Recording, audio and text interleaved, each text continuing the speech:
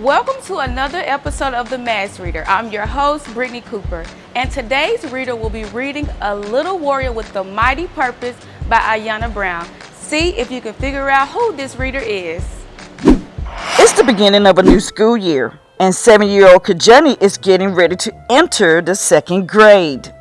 Around this time of the year, Kajani visits his doctor to talk about his health and to measure how much he has grown.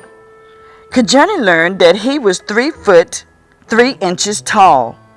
He is excited to see how much he has grown since then. He hopes the extra broccoli and spinach that Dad makes him eat at dinner will pay off.